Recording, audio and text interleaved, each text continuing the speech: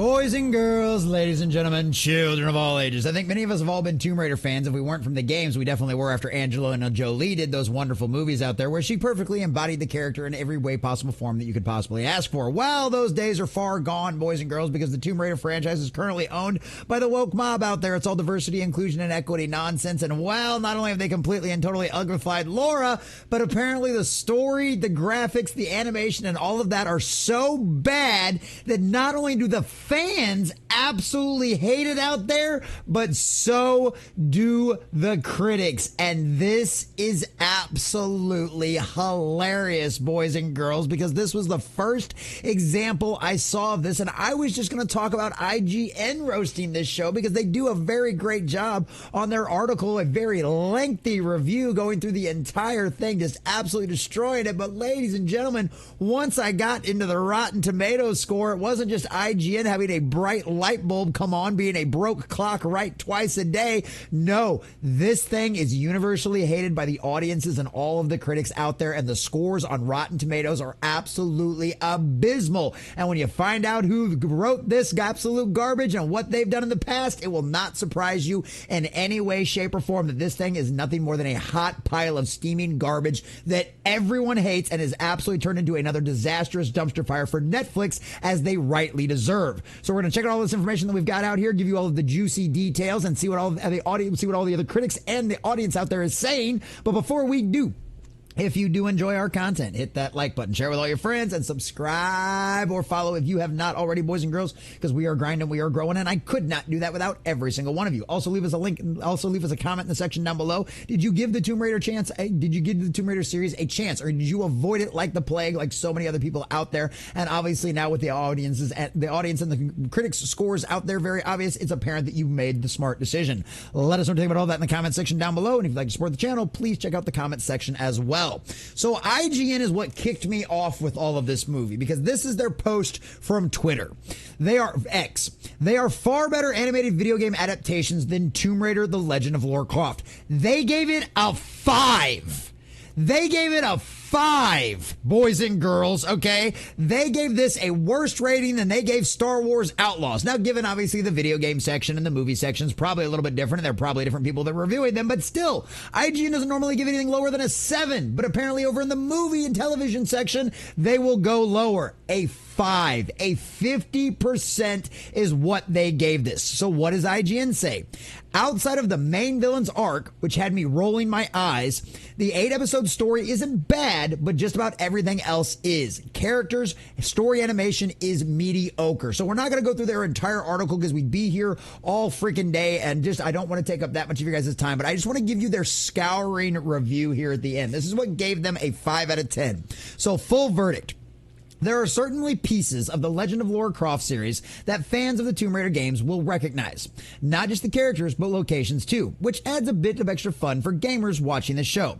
And outside of the main villain's arc, which had me rolling my eyes, the 8-episode story isn't bad, but just about everything else. Characters, story, animation is mediocre. And that's just not going to cut it in this age of peak TV, which has produced far better animated video game adaptations in this one. There's no reason for Netflix subscribers to waste their time on Tomb Raider: The Legend of Lara Croft. They're literally telling you their conclusion. IGN, spirit of the possessed simp of this age out there, complete and total access media, says don't even bother watching this. There are better things to watch, i.e. Cyberpunk Edgerunners, and I completely agree. And Arcane. Cyberpunk Edgerunners is incredible. I've gone back and watched it several times, and man, I can hear that theme song in my head, and oh, it's so good. But IGN isn't the only one that hated it, boys and girls, because guess what? Everybody does.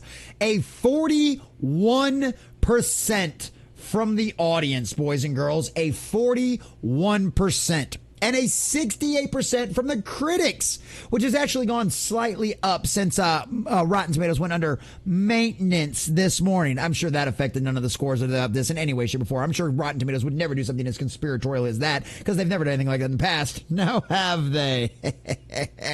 But like I said, this is abysmally bad. And this series is from the same writers and the creators of The Witcher Blood Origins. Yes, these folks have caused disastrous dumpster fires at Netflix Netflix, but apparently they must be sucking the right dick on someone because they got another shot after this disastrous dumpster fire. Witcher Blood Origins was at a 28% from the critics certified flop, and a 13% from the audience. We're talking Star Wars acolyte numbers here, ladies and gentlemen. This is abysmally bad. And even if you go over here and go, well, what did the top critics say? Well, there isn't a top critic score because they don't have enough top critics reviews to even give it a top critic score. Because if you go over here to the critic score and you click top critics, we have two. RogerEbert.com, Randy Jones, who gave it a positive, talks about versions alongside the acclaimed versions of Fallout and The Last of Us, continuing the strong streak of video game television adaptations that are far better than they are any right to be. Well, guess what? Empire Magazine disagrees with you, and Empire Magazine, you know, the people who do all the wonderful Days of Our Lives photo shoots from Rings of Power, yeah, they said The Legend of Lara Croft is an uneven bridge between the old and newer of the Tomb Raider franchises, one that doesn't quite live up to the high standards of the recent video game to anime renaissance, and it only gets worse from there because the audience right here, Mark K. So where is the promised Lara Croft? Absolute trash. Lara cries often and accomplishes nothing. They turned a nice, once strong female character into someone whose girls could aspire to be like into a sad, pathetic bore. What an awful role model to put forward in the name of the game's progress. A weeping, mopping, masculated Kara Loft meanders through some uninteresting events.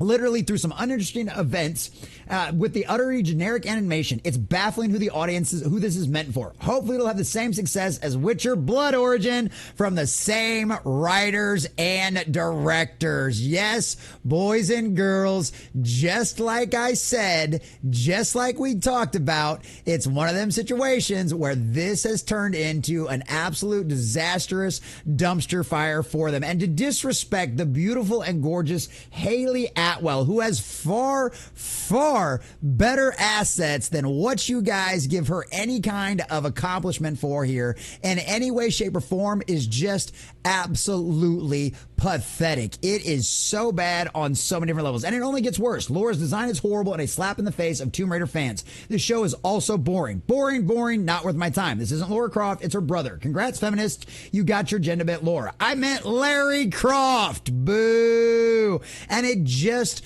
goes on and on like this, and it's not any better with the critics. Geeks of Color, I wonder what they represent. Features some fun moments where the powerhouse animation team lets loose with some rousing scenes. However, it fails to enthrall audiences completely impaired with a flat story. And this is one of the other things, too, that I really liked about the IGN story over here as well, because it seems like it's one of them situations because they talk about the animation and they absolutely roast how trashy and flat and boring the animation looks as well. Besides how flat and unused all of the characters are, it's really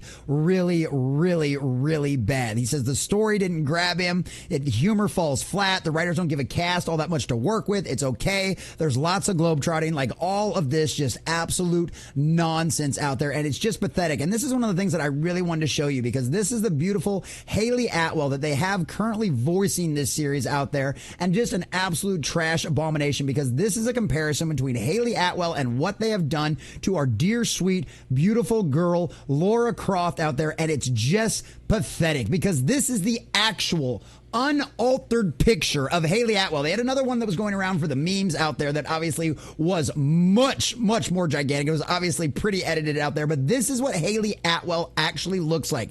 This is the voice actress who could actually play a live action Lara Croft and do a bang up job. This is the representation. This is a good picture. This doesn't show her near as strong and muscled as other. This is the gorgeous Haley Atwell. Look at the little bit of a difference of a sizes here. Once again, uglifying the voice actor that we have seen so many times and time again throughout all the adaptations and modern audiences. And guess what?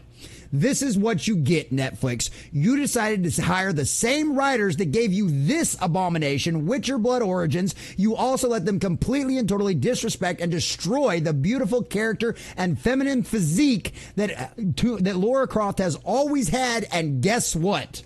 Now you've gotten exactly what you deserve. Your series is universally hated by the audiences and the critics alike, and it will turn into a disastrous dumpster fire if this thing ever charts on Nielsen or Samba. I cannot wait to see the numbers, because based on these scores alone, they are going to be absolutely in the toilet. And based on current modern budgets, Netflix, you probably spent $100 million or more on this series, only to have it completely and totally blow up in your face. Why? Because once again, you chose people who decided to disrespect the fans, disrespect the lore, disrespect the source material, and now it is blown up in your faces. After all, go woke, go broke exists for a reason. And Netflix, once again, you have learned this lesson. Hopefully you do better in the future, because if not, it will just be one more disastrous dumpster fire after another.